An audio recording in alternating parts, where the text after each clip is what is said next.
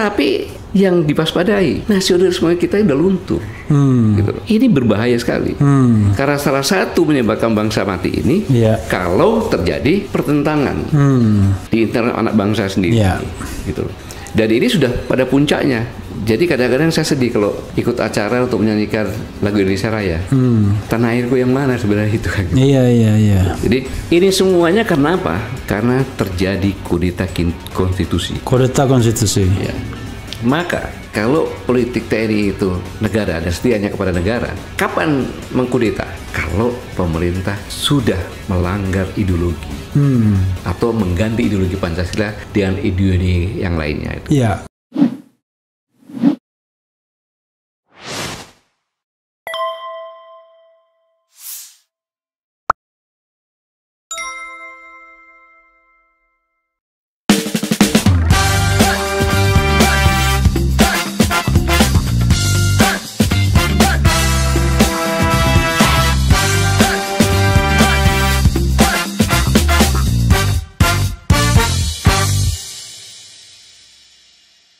Assalamualaikum warahmatullahi wabarakatuh, sobat RH sekalian.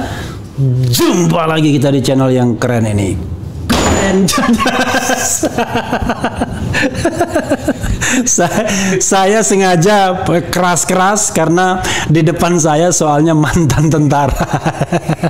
Kalau prajurit terus ya, jiwa prajurit harus terus, tapi kalau kedinasan selesai. Dan tidak tanggung-tanggung, Jenderal Bintang 4, Panglima TNI, Bapak Gatot Nurmantio. Assalamualaikum warahmatullahi wabarakatuh. Jadi saudara sekalian, saya mikir kapan Pak Gatot ini bisa ke RH Channel ya. Saya sudah berkali-kali interview beliau, tapi interviewnya di tempat beliau pertama kali. 2 kali di tempat beliau, kemudian di kantor beliau. Tidak pernah ke studio RH Channel. Tapi apa masalahnya? Nggak penting masalahnya. Yang penting Pak Gatot mau datang, silakan menyampaikan unek-unek, perspektif, ilmu atau apapun pengalaman. Tapi kalau tidak salah, besok saudara sekalian mau menghadap MPR Pak Gatot ya? Ya. Itu apa yang menghadap MPR? Kami. Oke, Koalisi Aksi Menyelamatkan Indonesia mau beraudiensi dengan pimpinan MPR. Ya, betul. Oke. Silakan, saya tidak tahu Pak Gatot mau mulai dari mana, terserah, pokoknya Pak Gatot ngomong. Silakan Pak Gatot. Bismillahirrahmanirrahim. Assalamualaikum warahmatullahi wabarakatuh. Waalaikumsalam warahmatullahi wabarakatuh. Salam sejahtera. Kalau Bung Raffi pun bingung, apalagi saya. Gini Bung Raffi, ada semacam kegalauan melihat situasi yang terkini gitu. Sama-sama kita ketahui bahwa nuansa kebatinan pendiri bangsa itu merasa bahwa sebagai bangsa yang jajah sekian lama itu terhina, rendah, dan tidak punya inisiatif apapun juga. Gitu. Maka begitu merdeka membuat suatu kisi-kisi atau pagar lah atau apapun juga yang dimasukkan dalam Undang-Undang Dasar 45 itu dalam bisa dikatakan pembukaan, bisa dikatakan preambul, bisa dikatakan pendahuluan, yaitu melindungi bangsa dan segenap tumpah darah mencerdaskan bangsa dan memajukan kesejahteraan umum. Jadi benar-benar pendiri bangsa ini memprotek dengan melindungi dan mensejahterakan. Kemudian mengedukasi, mencerdaskan, karena pada saat itu kalau tidak salah hanya 10% yang mulai huruf. Gitu. Kenapa demikian? Ya karena tidak mau terulang kembali gitu. Dan kemudian posesif terhadap tumpah darah, yaitu tanah, air, dengan segala isinya. Karena itu adalah modal suatu bangsa untuk bisa berjalan ke depan adalah rakyatnya dan modal sumber daya alamnya. Rakyatnya, tanah airnya, dan penguasanya pastinya ya. Itu kalau suatu bangsa, tapi itu. Nah, Bung Karno pernah mengatakan bahwa bangsa itu adalah hasrat untuk bersatu. Kondisi saat ini dengan kejadian-kejadian yang terakhir sangat mengkhawatirkan. Jadi nasionalisme Dan Conscription mengatakan antara lain matinya sebuah bangsa itu kalau ada konflik di internal kita sendiri gitu, di anak bangsa sendiri gitu. Nah, sehingga tumbuhlah nasionalisme ini, dan ini terbukti. Terbukti ketika tanggal 16 Mei. 16 Mei itu hari apa? Pada saat itu ada seorang warga negara Indonesia, ya, disertai dengan dokumen resmi yang disepakati secara internasional, paspor. Ya. Berkunjung. Ini jangan-jangan UAS ini. Ustadz Abdul Somad. Apapun itu. Tapi Oke. Kalau kita bicara masalah UAS nanti salah membela. Tapi ini warga negara. Warga negara Indonesia ya. Iya. Datang ke suatu negara tetangga bersahabat. Kan? Kemudian sampai di pelabuhan di negara tersebut. Ditahan dan dideportasi. Jadi, 2 poin. Secara resmi dia datang ke sana, membawa dokumen dari negara Indonesia yang disepakati secara internasional termasuk negara tersebut, dan ada kesepakatan antara Indonesia dengan negara tersebut yaitu Singapura, kita sama-sama bebas visa. Bebas visa sama negara ASEAN lainnya kan? Apa yang menjadi alasan pemerintah Singapura benar dan kita hargai. Tetapi yang harus kita lihat, yang pertama harus kita lihat itu adalah secara inklusif terlihat bahwa bangsa Indonesia itu di mata, mohon maaf, analisa saya ini, pemerintah Singapura tidak setara, tidak setara. Kalau setara, seharusnya pemerintah Singapura ini membuat daftar yang diberikan kepada pemerintah Indonesia. Kemudian pemerintah Indonesia memberikan daftar orang-orang yang dilarang masuk negara Singapura kepada Kementerian Kehakiman, Kepolisian dan lain sebagainya, imigrasi, termasuk penerbangan. Sehingga sebelum berangkat sudah tahu dan tidak diizinkan berangkat.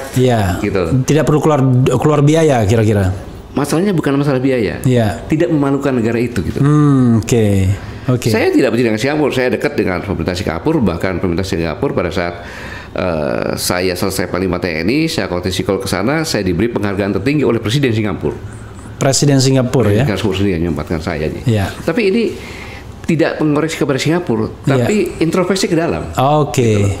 Bahwa tidak setara, karena jurisprudensinya saya sendiri ngalami dengan negara yang lebih besar dan lebih jauh.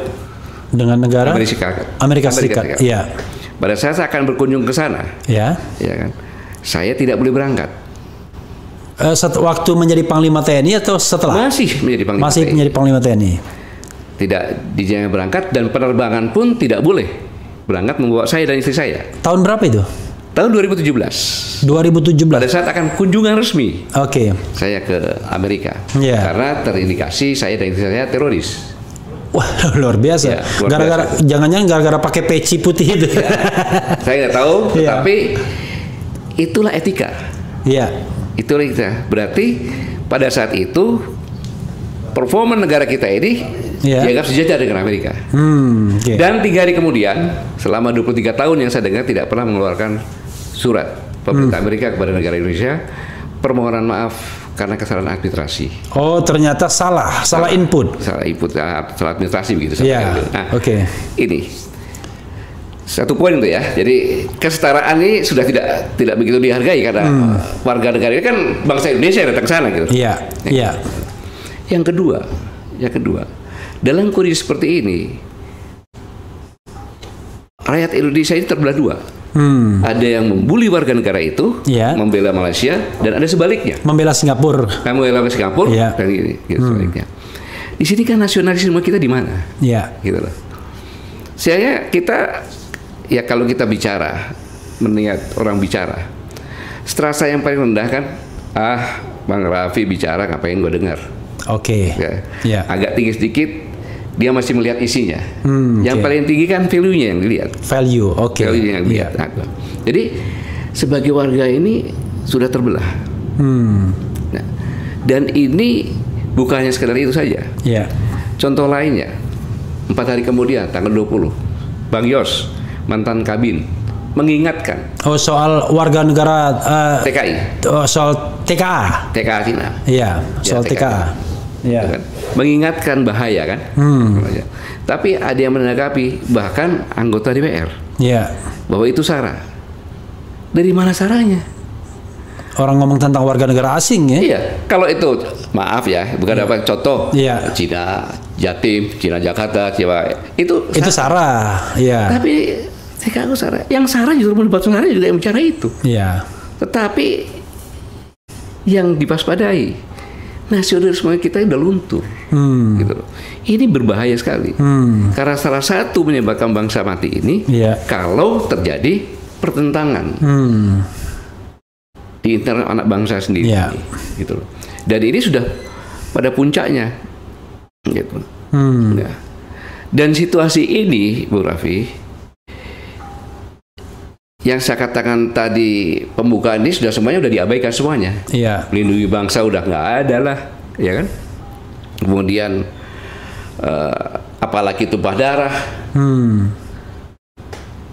Bayangin 1% warga negara Indonesia, Iya. ya kan, itu menguasai kurang lebih 43% sekian. Ada yang mengatakan bahwa lebih, belum lagi bangsa asing dan sebagainya. Iya. Jadi kadang-kadang saya sedih kalau ikut acara untuk menyanyikan lagu Indonesia Raya. Tanah airku yang mana sebenarnya itu kan? Iya, iya, iya. Jadi, nah ini semuanya karena apa? Karena terjadi kudeta konstitusi. Kudeta konstitusi. Ya. Jadi konstitusi yang di atasnya itu nggak dihargai lagi. Oke. Bawahnya. Sudah dikudeta, sudah bukan lagi tidak dihargai tapi sudah dikudeta. Gitu Dikudeta. ya. Gitu. Gitu. Sudah ditundukkan.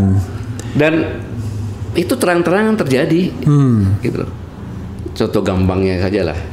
Undang-undang Cipta Kerja. Iya. Omnibus Law ya. Omnibus Law. Iya. Nah, pembuatannya sistem pembuatannya bagaimana, dari demo banyak orang segala macam kan. Tapi pemerintah, ini eksekutif soal legislatif nggak peduli, gitu. Tetapi akhirnya Mahkamah Konstitusi menyatakan bahwa itu bertentangan dengan undang-undang yang lebih atas, Iya, Undang-Undang Dasar. dasar Iya. 45. Tetapi yudikatif Mahkamah Konstitusi pun mengkodeta keputusannya sendiri.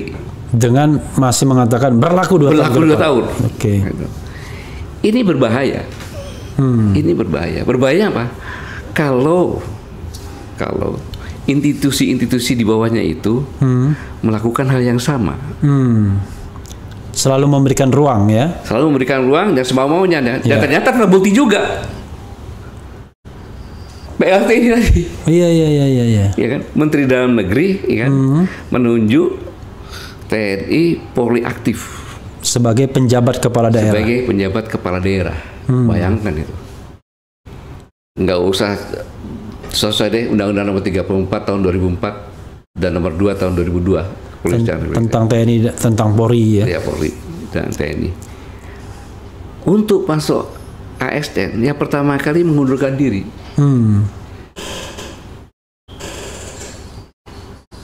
Yang dibolehkan jabatan-jabatan di institusi tertentu. Yang sudah disebut dalam undang-undang ya. Undang-undang gitu. Mahkamah Agung katanya. Ya. Sebagai hakim militer kan. Lemhanas, Basarnas, kemudian Bakamla, Kemhan. ya Kemhan, Iya. otomatis lah itu. Iya. Jadi itu. Mahkamah Konstitusi pun sudah menegaskan. Iya. Tapi berjalan saja gitu kan. Nah, ini kalau diikuti oleh institusi-institusi yang lainnya lagi, yang lebih berbahaya lagi, kan? Ini bisa ngambil orang semau-maunya nanti. Hukum pidana yang nggak ada, cuekin aja dulu sekalian. Iya. kan? Contohnya, akhirnya kembali lagi seperti KUHP lagi, seperti zaman Belanda lagi. Iya. Pengakuan paling atas. Kan bisa, pengakuan kan bisa diplesetkan. Iya. Bisa direkayasa. Bisa kan, contohnya saya, kan gitu. Kalau Idul Fitri, Idul Adha kan sholat Id di tempat saya kan, masyarakat sekitarnya ada datang kan gitu. Iya. Ya kadang-kadang adalah makanan, ada sekedar uang, Iya. gitu kan. Tiba-tiba di situ ada mantan teroris.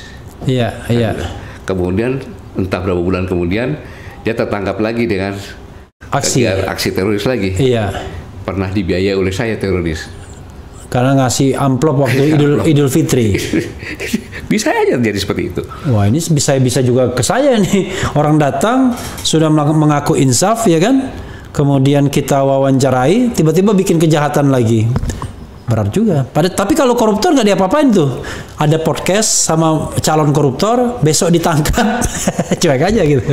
Ini yang saya katakan, ini bisa terjadi seperti itu. Iya. Apabila sejak awal kita tidak ingatkan terus anak bangsa ini. Iya. Bahwa dampak dari itu sangat luar biasa. Dan ini dicontohkan oleh suatu negara yang paling tua saya pikir di semangkuk di dunia ini.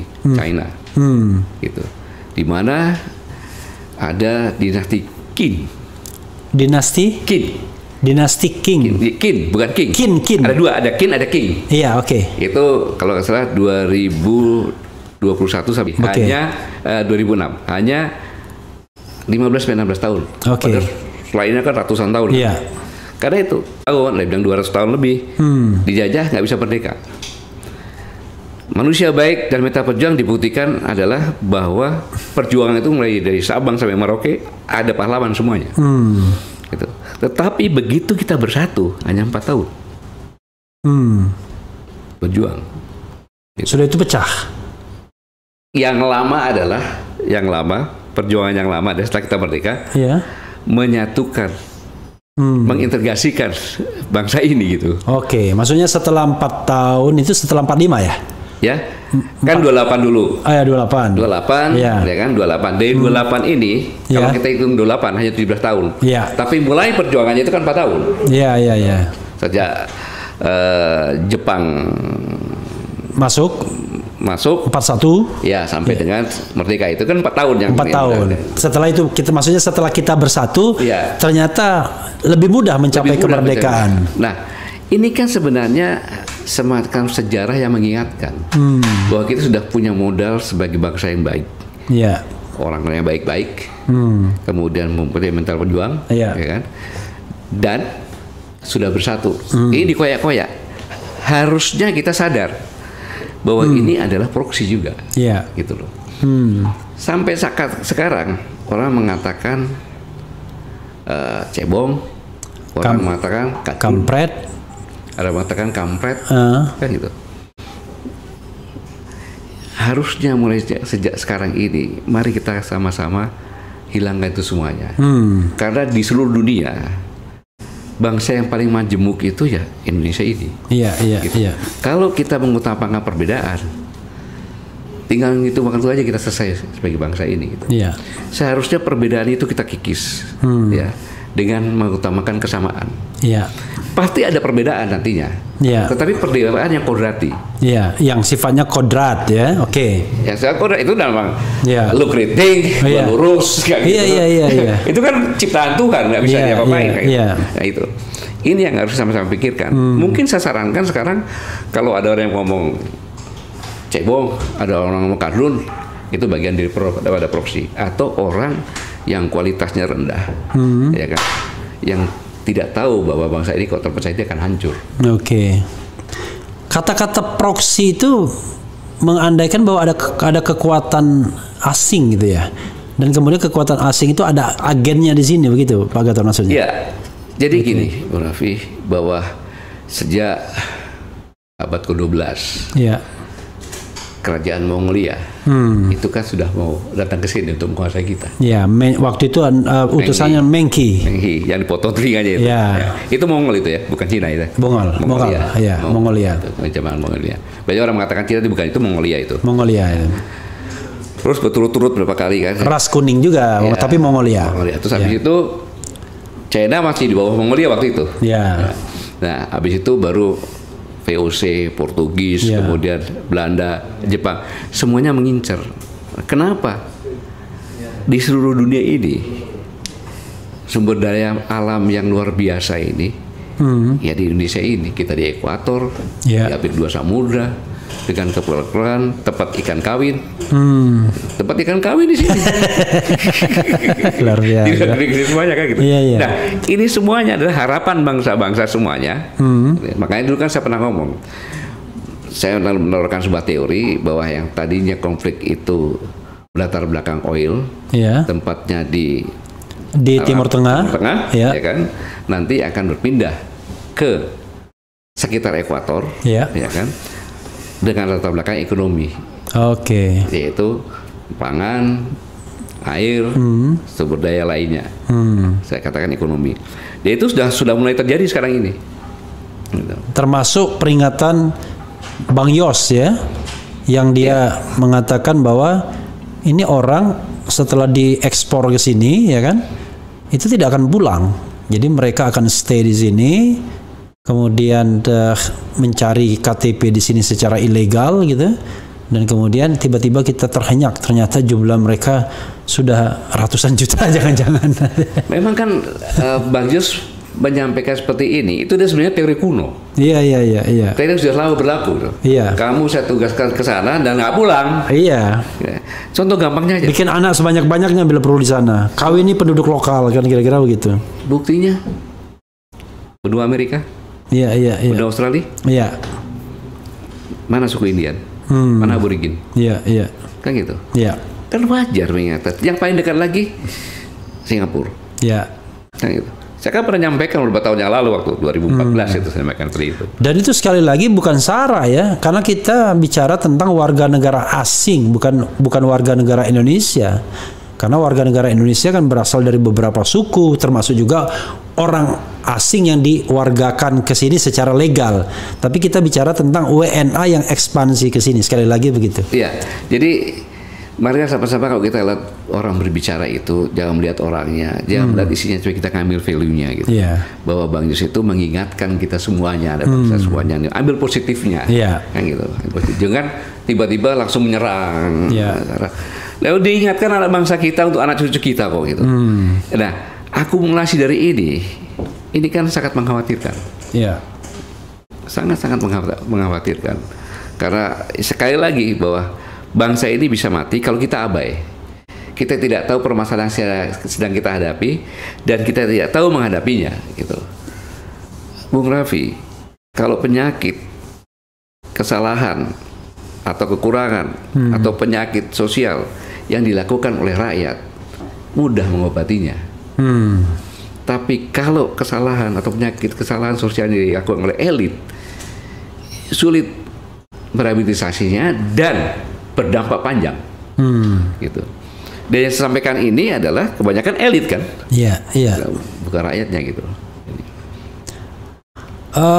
Mbak Gatot ya, ada satu yang membuat saya galau juga kalau kita bicara tentang, yuk kita hilangkan perbedaan, ya kan? Kita bersatu, secara umum pernyataan itu kan baik, bagus ya, kita harus bersatu. Tapi kan persoalannya kan di dalam bangsa itu kan ada orang yang korup misalnya ya kan, ada yang oligarki yang ingin menguasai ekonomi dan politik, ada katakanlah penguasa yang tidak sesuai dengan konstitusi perilakunya atau kebijakannya.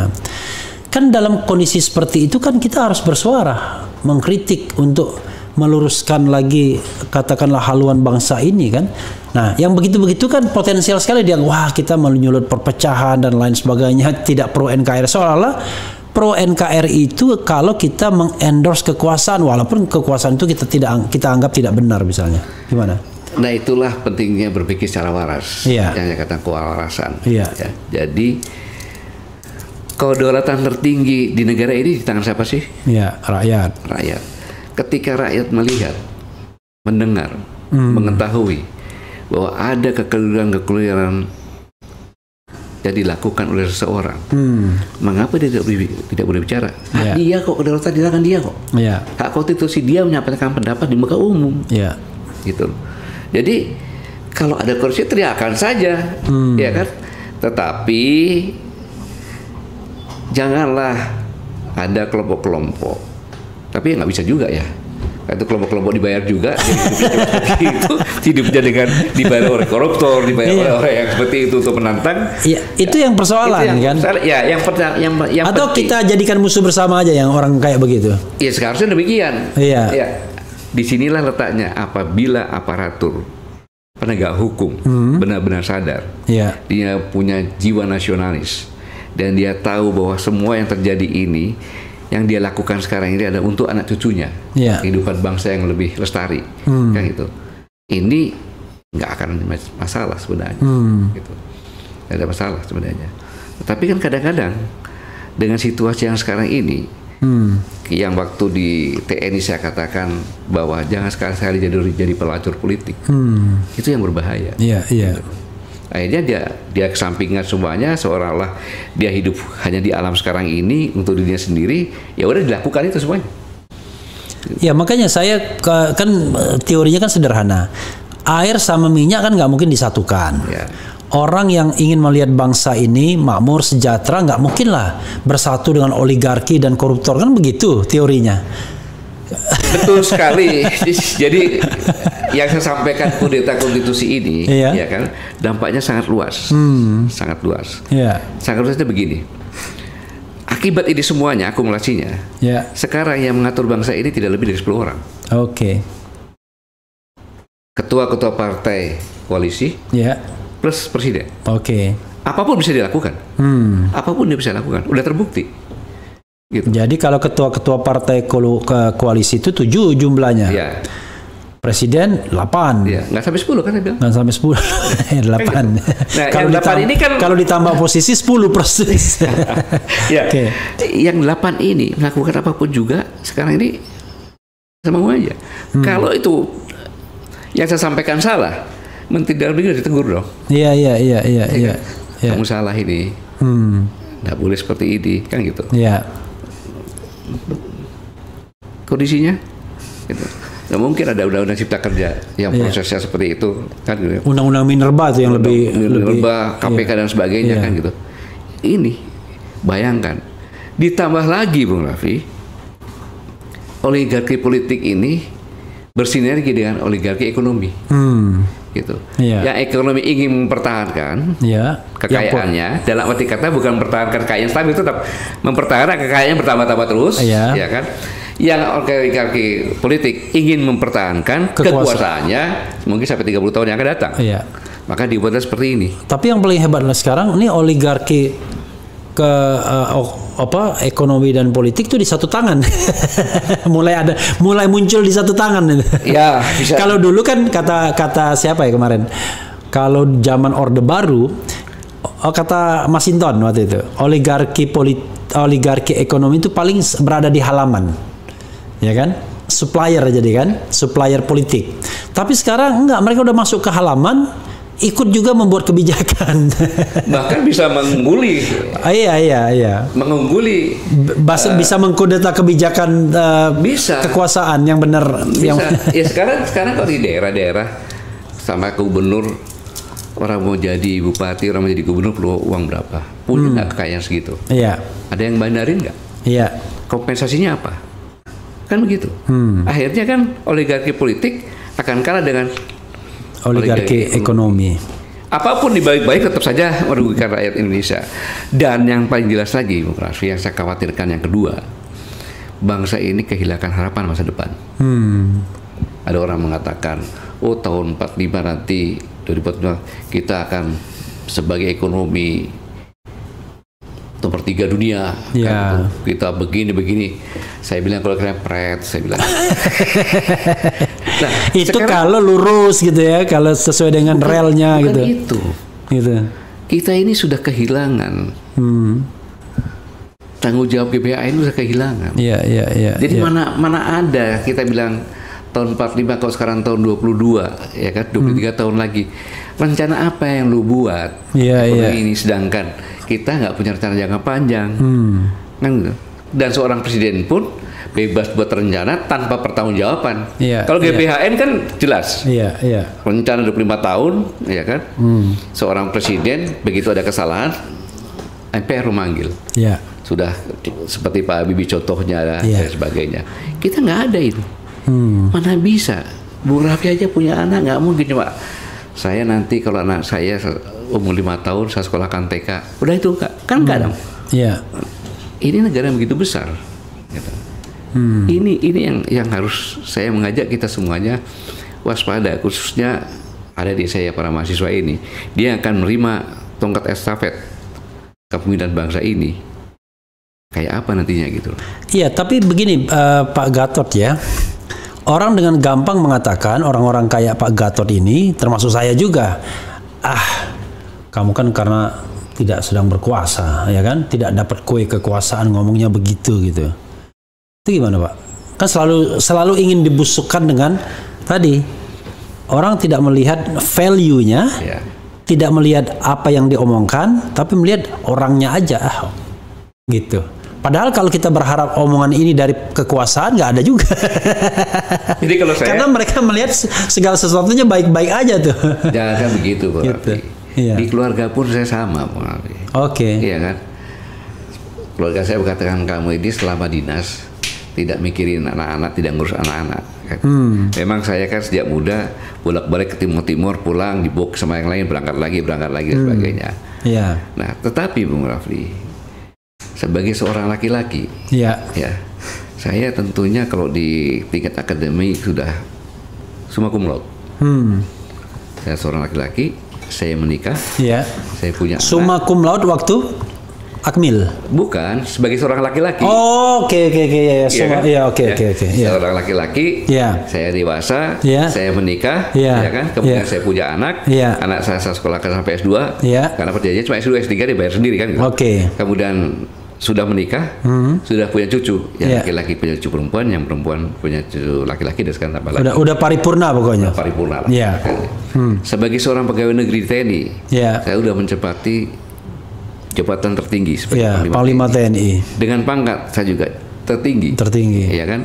Kemudian saya pensiun tidak kurang, tidak kekurangan. Kan gitu. Nah, lalu saya bertanya, merenung, saya kebiasaan merenung, saya bertanya, berkomunikasi dengan diri saya, dengan Tuhan, dengan batin saya.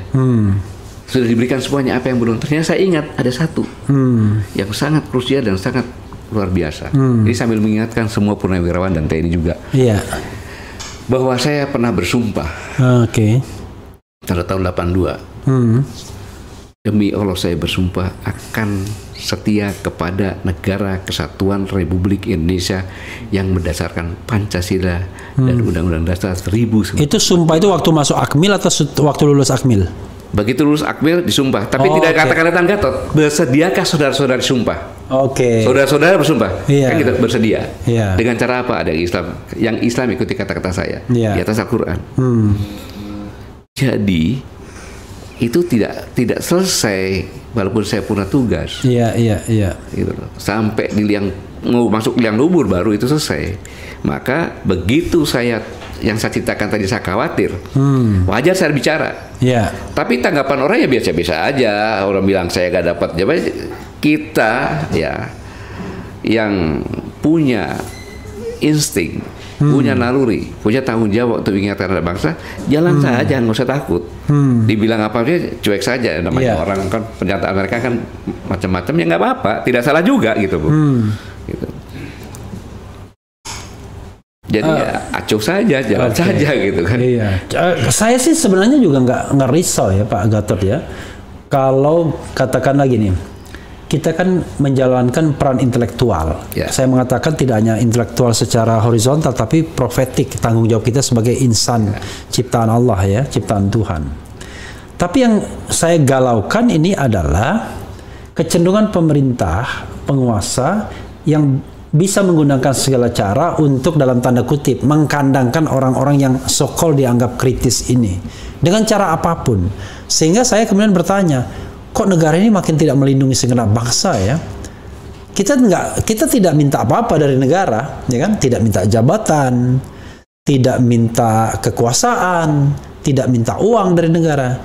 Cuma kita pengen minta kebebasan, dan itu pun bukan minta. Kebebasan itu kan hak kita yang memang sudah diberikan oleh konstitusi, dan penguasa harus tunduk juga pada itu. Jadi penguasa itu kebebasan itu bukan punya dia yang diberikan ke warga negara. Enggak, kewarganegaraan itu sejak dia lahir sudah memiliki yang namanya freedom itu. Kebebasan berkumpul, bersikap, mengeluarkan pendapat sebagai hak asasi manusia yang menjadi hak konstitusional. Tapi akhir-akhir ini setelah berapa tahun, 24 tahun reformasi, kok saya merasa makin nggak terlindungi ya kita sebagai bangsa ini ya. Makin tidak terlindungi, benar gitu. Ya saya kira apa yang dirasakan Bang Refli ini dirasakan banyak juga oleh anak bangsa. Iya. Karena memang tadi saya bilang yang namanya kudeta konstitusi kan nggak peduli sama konstitusi. Iya. Udah nggak peduli konstitusi, seharusnya seperti Bung Refli ini dibayar. Dibayar, tidak usah pemerintah ini tidak usah mengeluarkan tim untuk mengoreksi, ya kan? Tetapi dengan adanya seperti ini, broadcast seperti ini, bisa mendengarkan gitu, bisa mendengarkan. Untuk mereka dan pendidikan bagi masyarakat, kan? Iya, gitu. Kan gini Bu Refli, bangsa ini kalau tidak punya kemampuan melestarikan dirinya, hukum rimba akan terjadi. Iya. Siapa yang lebih kuat dia akan menang. Iya. Hukum rimba terjadi itu. Bangsa kita bisa jadi bangsa kelas 2 kayak bangsa embe bahkan bisa punah. Iya. Gitu loh. Nah, inilah perlunya. Sebenarnya sudah dibuat dalam konstitusi kita. Ada yudikatif, ada eksekutif, ada legislatif. Iya. Tapi permasalahannya karena sistem oligarki tadi ini, ya kan, yang eksekutif merangkul yang legislatif, ya kan, sekarang 82% menjadi satu. Yang satunya ini eksekutif menyelenggarakan penyelenggaraan negara, yang ini mengawasi. Si pengawas ini sudah, walaupun dipilih oleh rakyat, tapi kan ini legislatif ini kan Dewan Perwakilan Partai kan. Iya. DPP. Karena lebih patuh kepada partainya, bukan kepada rakyat yang memilih. Iya. Kita diskusi silakan deh. Kalau udah berani ngomong perintah nggak berani, udah recall. Pergantian antar waktu. Itu sebabnya. Nah, inilah pengawas. Sudah itu yudikatif pun sekarang jadi satu lagi. Kan gitu. Apa yang diharapkan? Semau gue dong. Bagaimana saya akan melanggengkan kekuasaan saya dengan mulus, ya kan? Maka yang dianggap kerikil-kerikil yang menghambat disingkirkan. Apapun caranya. Nah, ini bisa atas perintah dari atas, tapi yang berbahaya adalah analisa kesimpulan dari institusi yang bawah yang ingin dilihat bahwa dia berperan, sehingga dia bisa naik lagi gitu. Nah, ini yang bahaya. Institusi yang mau cari-cari muka itu kira-kira. Muka itu gitu. Cari muka untuk naik jabatan. Dan ini sistem ini sama. Zaman Belanda itu kan yang berbahaya bukan Belandanya, bule hitamnya, pribumi yang bule hitam kan gitu. sama juga.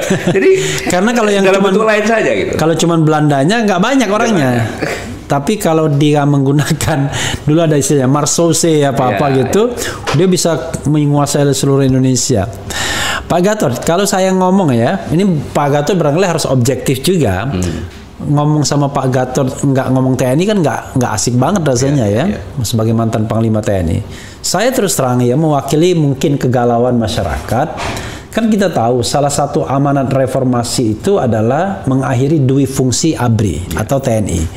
Kalau ABRI berarti kan TNI dalam Polri dong sebenarnya kan ABRI itu. Tapi saya lihat belakangan ini kecenderungan untuk TNI dan Polri juga masuk ke ranah politik itu kok makin kuat ya, makin kencang. Bahkan to some extent, nih mohon maaf nih kalau keliru ya teman-teman TNI dan Polri, sepertinya kalau Anda tidak berkolaborasi dengan kekuasaan dan penguasa, maka jangan harap Anda akan di jabatan-jabatan strategis di institusi polisi dan tentara itu sendiri. Jadi prinsip meritokrasinya udah gone with the wind, sudah lama hilang. Komentar Pak Gatot. Apa bukti-buktinya yang seperti itu yang kata-kata pernyataan apa gitu? Misalnya buktinya penjabat kepala daerah. Kan itu kan institusi sipil. Kalau tidak salah, correct me, ada Polri aktif yang menjadi komisaris BUMN, ya kan?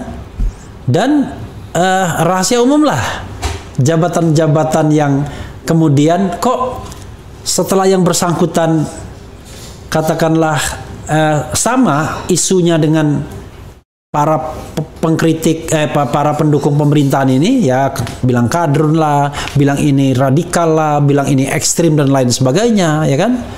Mengadakan tindakan-tindakan yang justru terhadap masyarakat sipil, gitu, naik pangkatnya, ya kan? Bahkan sampai di pucuk pimpinan atau pangkat tertinggi misalnya, tanpa harus menyebut nama. Nah, atau misalnya ini anak sudah akan dilihat karena dia punya relasi-relasi dengan penguasa hari ini, naik juga, baik di institusi Polri maupun TNI, kan terlihat dengan jelas itu. Artinya dua hal, TNI dan Polri aktif itu di deploy ke jabatan-jabatan sipil, atau TNI dan Polri aktif akan naik jabatan kalau dia punya kolaborasi dengan kekuasaan yang sedang berkuasa. Kalau TNI jabatan apa kira-kira? Kenapa? TNI. Apanya? Yang dikatakan di luar undang-undang. Penjabat kepala daerah hari ini, ya kan? Ya, yang PLT ya, PLT ya. Kemudian komisaris kita harus cek karena yang saya TNI sampai saat ini tidak. Yang saya temukan adalah polisi gitu ya, yang aktif. Kemudian jabatan di luar yang disebutkan undang-undang seperti BNPB. Itu kan Badan Nasional Penanggulangan Bencana kan nggak ada di undang-undang itu sebenarnya. Nah, itu kan baru satu tuh. Nanti mulai nih penjabat kepala daerah juga boleh. Kan lama-lama meningkat. Tapi kan ada dua fenomena yang saya sebutkan tadi. Satu, dideploy ke jabatan non-TNI dan non disebutkan di dalam undang-undang, yang tidak disebutkan undang-undang. Tadi harus menggandul dengan kekuasaan atau punya relasi dan kekuasaan untuk jabatan, untuk karir meningkat. Kan itu fenomena yang jangan diketahui. Itu. Iya. Ada pernyataan-pernyataan mungkin yang misalnya pernyataan apa? Yang menunjukkan bahwa ya dapat dikatakan untuk mendekati relasi-relasi gitu sebagai itu sebuah fenomena yang kita lihat dan kemudian sudah menjadi semacam public discussion kan, ya kan, gitu. Jadi kalau saya nggak tega menyebutkan orang, karena kalau menyebutkan orang ini kan selalu ada potensi untuk dianggap melakukan pencemaran nama baik. Tapi kan sebenarnya gini, hukum kita itu tidak boleh orang itu diadukan pencemaran nama baik kalau dia mewakili kepentingan publik. Nah ini kita tidak sedang bicara tentang private matters. Tapi kita bicara tentang public matters ini, masalah-masalah publik, ya kan begitu? Paham, ya. Iya. Jadi gini, jelas di Undang-Undang TNI nomor 34 tahun 2004, ya, itu hampir dikatakan tidak punya peluang itu. Ya.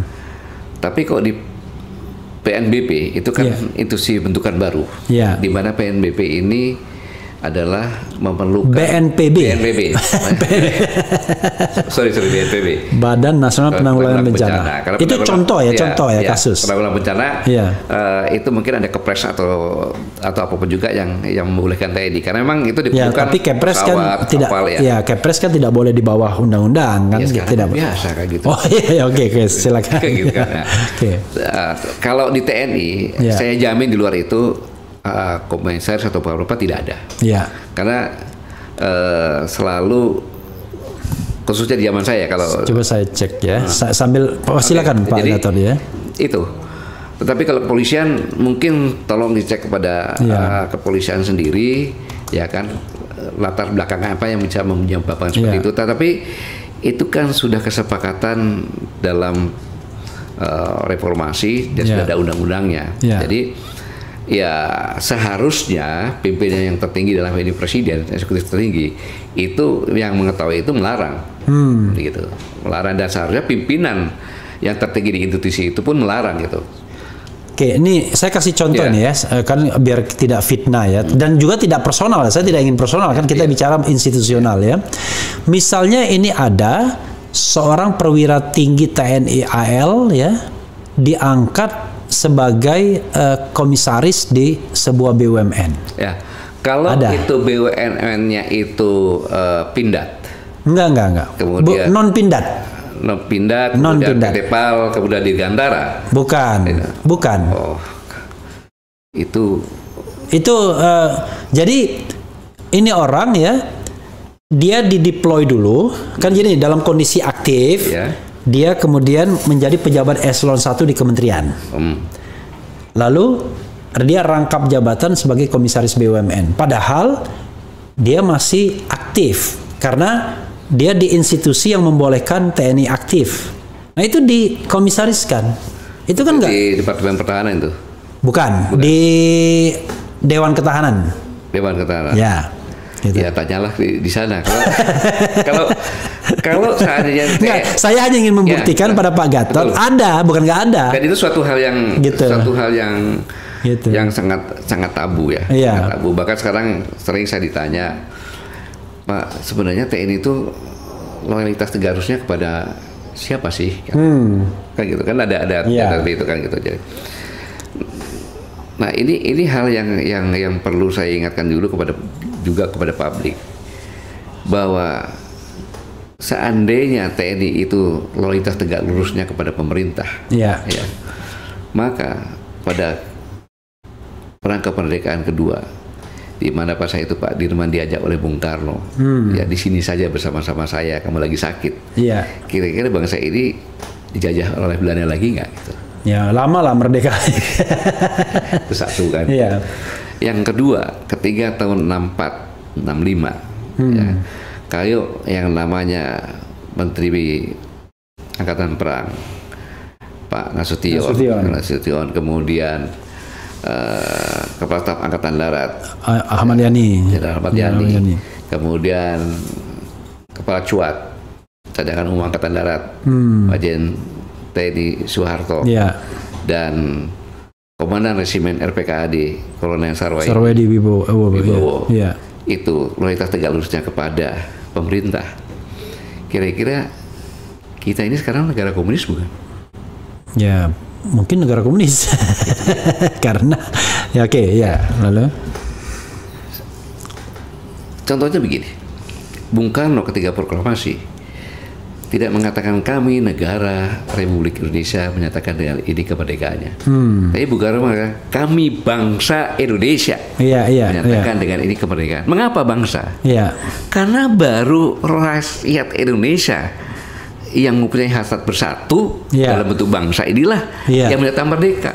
Belum punya negara, belum punya pemerintahan, apalagi pengakuan. Karena itu yang dideklarasikan bangsa. Ya, dan hal-hal yang berkaitan akan diselesaikan dalam waktu yang sesingkat-singkatnya. Nah, setelah itu yang pertama kali dibuat adalah pemerintahnya. Sehari kemudian, lahirlah Undang-Undang Dasar 1945. Ya. Itu yang mengatur pemerintahan kan, berarti pemerintah udah ada, gitu kan. Ya. Selanjutnya wilayah. Ya. Yang saat didahului oleh Sri Sultan Hamengkubuwono dan yang lain-lainnya aja mengatakan saya mengakui bahwa presiden dan kami bersama-sama, tetapi saya menguasai wilayah ini. Maka sudah ada wilayah. Maka sebenarnya negara ini pemilik sahamnya adalah kerajaan-kerajaan. Seperti itu. Tanpa itu tidak, gitu loh. Pemilik modal saham tadi ini. Nah, setelah itu, setelah ada rakyatnya, ada pemerintah, ada wilayah, pengakuan Palestina, Pakistan, Mesir mengakui. Nah, itulah. Jadi kalau ada orang yang mengatakan bahwa TNI itu tegak lurusnya kepada pemerintah, mengkerdilkan TNI, polisi aja kepada negara kok. Makanya sumpah prajurit itu sumpahnya kepada negara. Kayak gitu. Doktrinnya sampai kode etik perwira pun negara. Nggak ada satupun di doktrin TNI yang tidak ada menyebutkan pemerintah, tapi negara. Gitu. Nah, ini perlu diingatkan karena sekarang ini kan seperti Bung Raffi sampaikan kan, mengadakan pendekatan kepada politik. Ya kan. Pak Dirman pernah mengatakan, pelihara TNI, pelihara angkatan perang kita, jangan sampai dikuasai oleh partai politik manapun.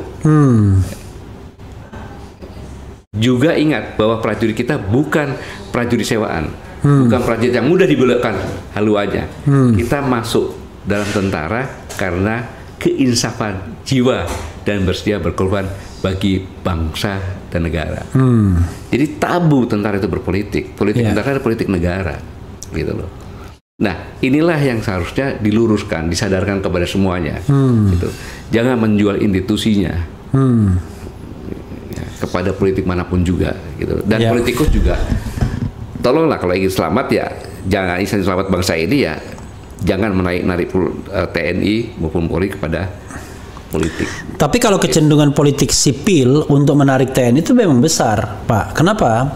Karena mereka itu kan kayak kerajaan zaman dulu berperang lawan kerajaan lain, tapi karena nggak mampu kerjasama sama Belanda, kira-kira begitu. Jadi itu ada kecenderungan begitu juga karena dia menganggap bahwa kalau dia di backup oleh TNI, di backup oleh polisi, dia merasa lebih nyaman untuk ngembat orang, kira-kira begitu. Jadi akhirnya menjadi suatu kewajaran begitu ya.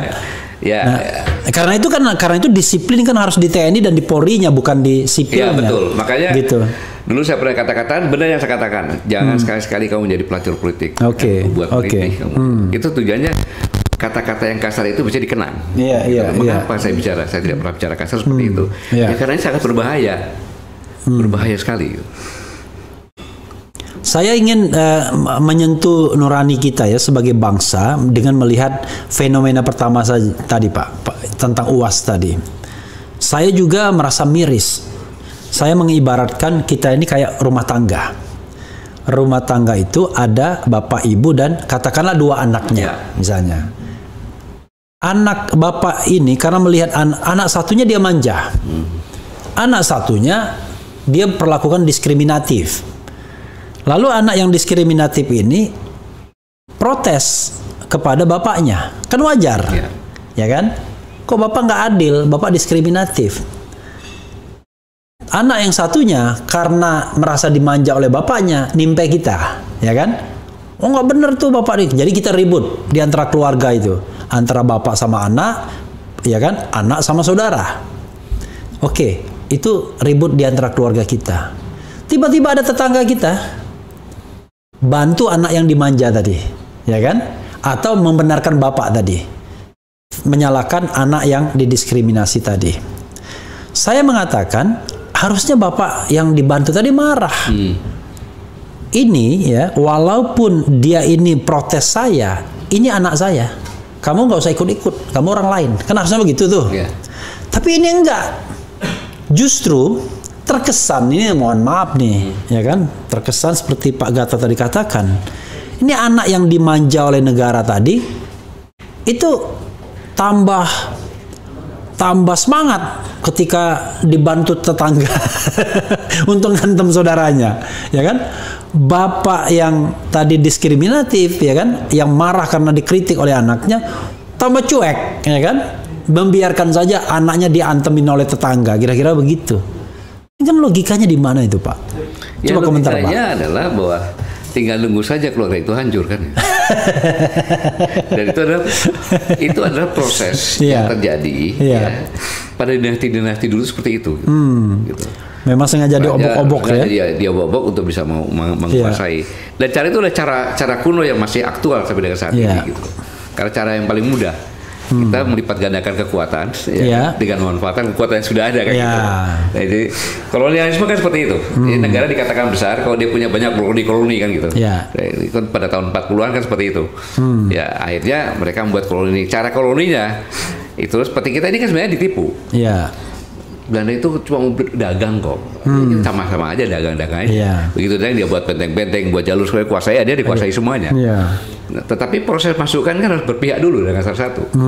Gitu. Nah ini adalah saya terima kasih Refli menyampaikan seperti ini. Jadi ini adalah kenyataan yang ada dan di mana-mana gitu loh. Apalagi dalam suatu negara yang punya kekayaan yang sangat luar biasa. Ya saya katakan harkat hidup bangsa di dunia itu tergantung di Indonesia sebenarnya. Gitu. Ini pasti akan menjadi incaran dan berbagai cara itu dilakukan. Gitu. Jadi kondisi yang sekarang kita alami ini, saya yakin itu bukan karena ulah anak bangsa sendiri, tapi ada tangan-tangan yang tidak lihat, proksi tadi ya. proksi tadi itu. Nah, ini ada satu hal yang barangkali sering disalahkan ya dalam hal kita ingin menyatu sebagai bangsa. Selain tadi bapak yang tidak adil tadi, bapak yang berat sebelah dan lain sebagainya. Ini ada kecenderungan untuk ekstrim misalnya. Kalau kita bicara wing politik kanan dan kiri, ya kan? Selalu yang disalahkan dua kelompok ini. Ada yang menganggap bahwa bahaya ke depan itu adalah ekstremisme, ya kan? Terorisme, kemudian kadronisme. Kira-kira ini untuk melakukan delegitimasi terhadap kelompok kanan. Ya sudahlah, kelompok kanan itu FPI, mungkin PA212.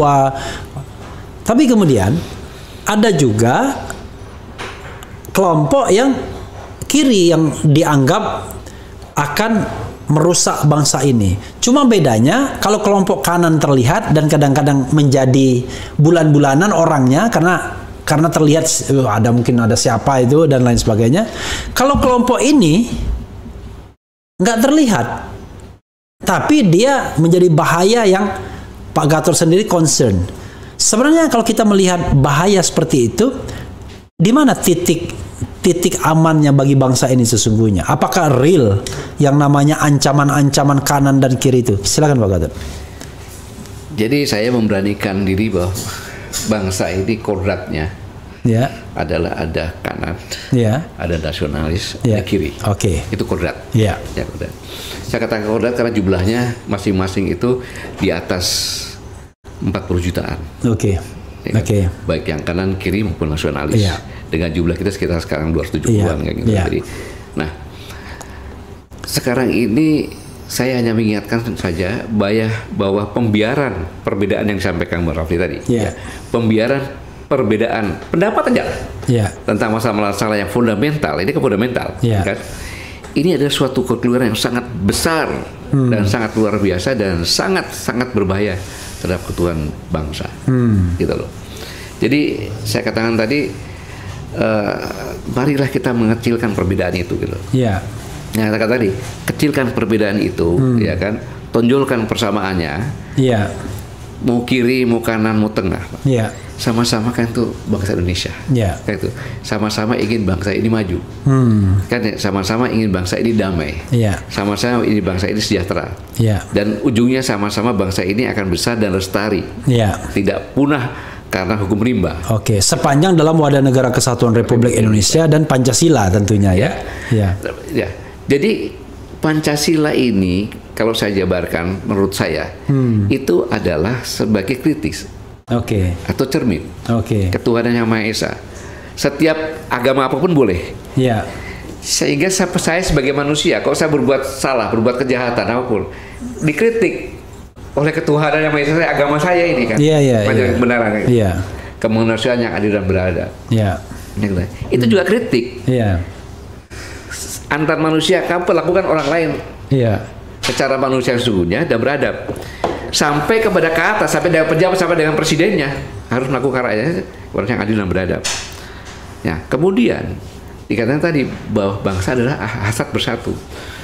Jadi sehebat-hebatnya anak bangsa, dia orang yang baik-baik, semua berkualitas, mempunyai daya juang yang luar biasa, tetapi tidak bersatu, itu akan hancur. Nah, untuk memelihara ini dalam menyelesaikan suatu musyawarah mufakat,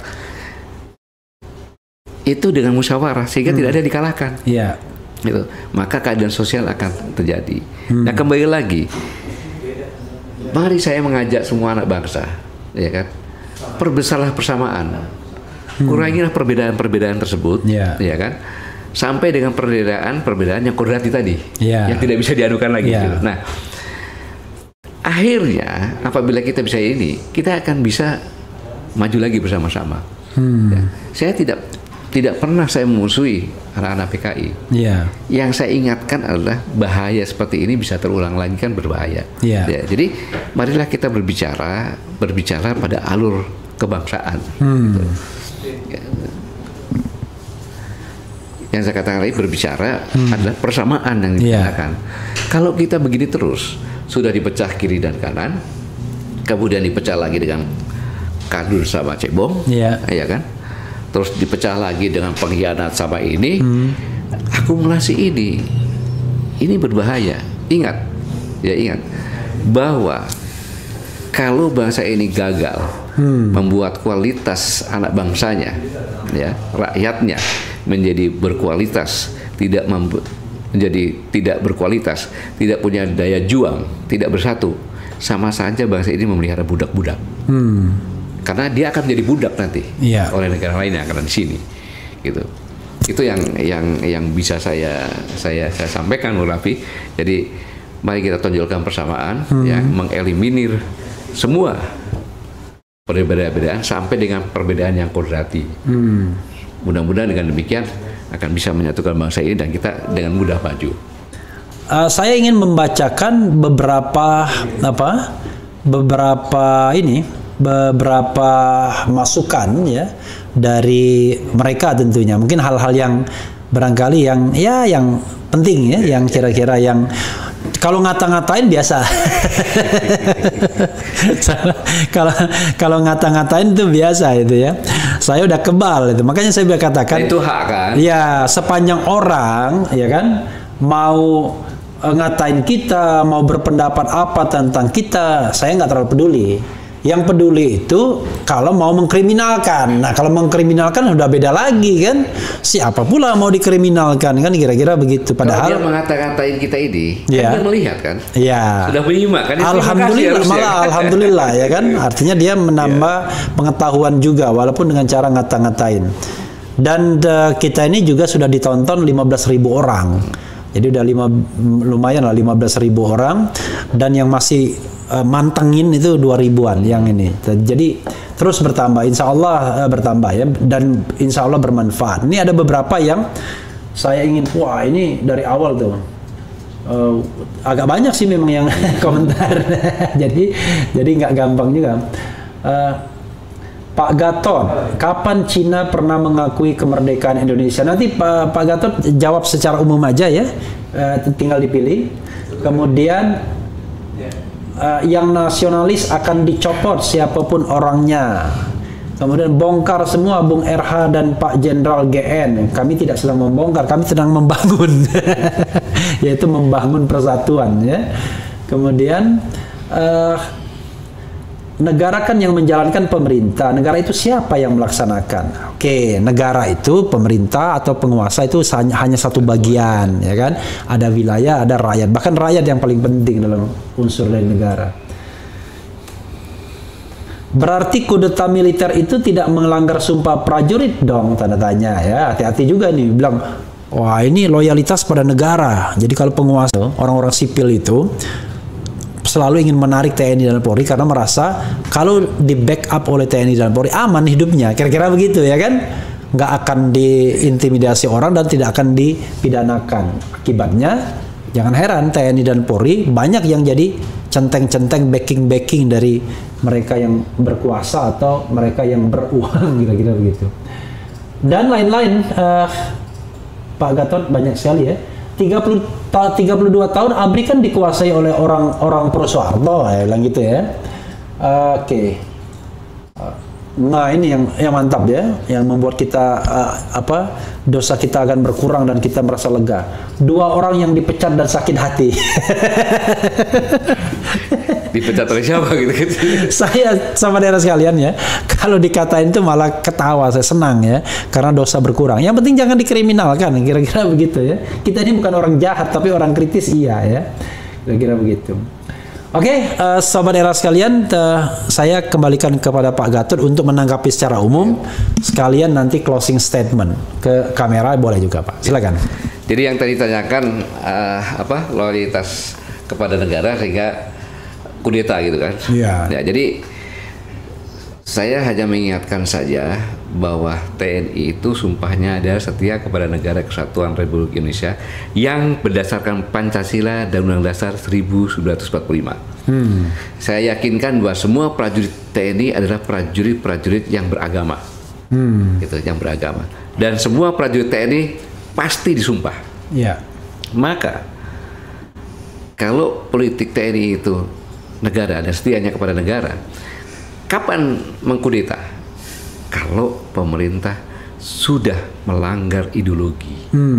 atau mengganti ideologi Pancasila dengan ideologi yang lainnya. Iya. Itu nggak usah diperintah, pasti akan kudeta. Iya. Pasti akan kudeta. Iya. Di luar itu tidak ada kata kudeta begitu ya. Oke, tapi itu pun harus segera dikembalikan kepada kepemimpinan sipil dengan cara-cara yang demokratis. Kan di Spanyol kan pernah misalnya Jenderal Franco melakukan kudeta, tapi setelah itu dia mengadakan pemilu yang demokratis sehingga tertib order sosial masyarakat dan dengan civil values tetap terjaga gitu. Ya, memang dalam kondisi ini pemerintahan sementara boleh. Iya. Ya, tetapi habis itu segera diatur kemudian pemilihan secara demokratis sesuai dengan konstitusi. Sesuai konstitusi dan kalau ada pemimpin yang sipil yang memimpin, ya itu tanda kemajuan yang bagus saya pikir gitu.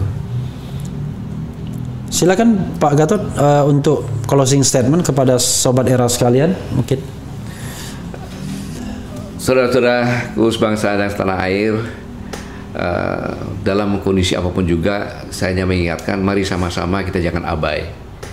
Mari sama-sama sebagai anak bangsa kita tahu permasalahan-permasalahan yang dihadapi oleh bangsa ini. Kalau kita tidak tahu permasalahan, maka kita tidak tahu bisa mengatasinya. Dan permasalahan yang paling krusial yang bisa membuat bangsa ini mati adalah dua, yaitu perpecahan di intern anak bangsa, yang kedua pemerintahan yang tidak berkualitas. Ini akan membuat bangsa ini tidak mempunyai daya saing dan hukum rimba pasti akan tetap berlaku, yang lemah pasti akan kalah dan bisa punah. Maka saya ajak, kita ini suatu bangsa yang majemuk, yang perbedaannya paling banyak di antara seluruh bangsa-bangsa di dunia. Jadi jangan mengekspos perbedaan, tapi mari sama-sama kita mencari persamaan. Semakin banyak persamaan, semakin pelan-pelan kita mengeliminasi kekurangan-kekurangan atau perbedaan-perbedaan kita sampai perbedaan yang hakiki yang tidak bisa dirubah, yaitu kodrat. Kalau orang Papua kritik hitam, saya sawo matang, ya kan, kemudian Manado putih dan lain sebagainya, agama pun dan sebagainya. Jadi ingat bahwa bangsa ini untuk bisa maju, modal yang utama adalah rakyat yang baik. Saya yakin bangsa Indonesia adalah rakyat yang baik. Kemudian rakyat yang punya mental pejuang. Saya yakin karena sudah dibuktikan di semua kabupaten dan kota Madia ada Taman Makam Pahlawan. Hanya satu saja kekurangan kita adalah bersatu.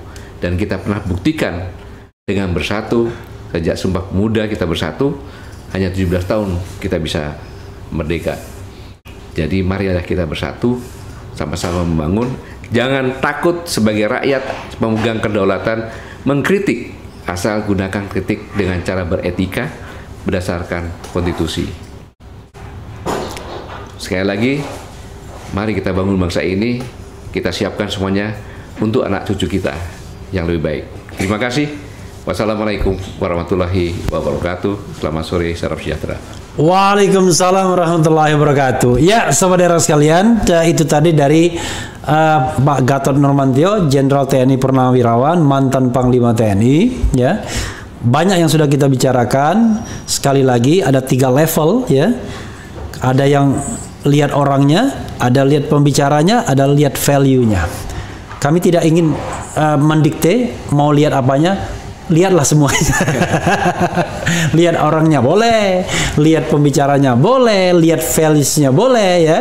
Yang penting adalah kita berusaha untuk memberikan sharing ilmu pengetahuan, pengalaman kepada sobat era sekalian dan kepada siapapun di Republik Indonesia ini. Dan sekali lagi, bersatu itu jauh lebih baik ya, tetapi bersatu yang didasarkan pada values, nilai-nilai yang memang diakui baik, benar, dan konstitusional tentunya. Wassalamualaikum warahmatullahi wabarakatuh. Waalaikumsalam warahmatullahi wabarakatuh.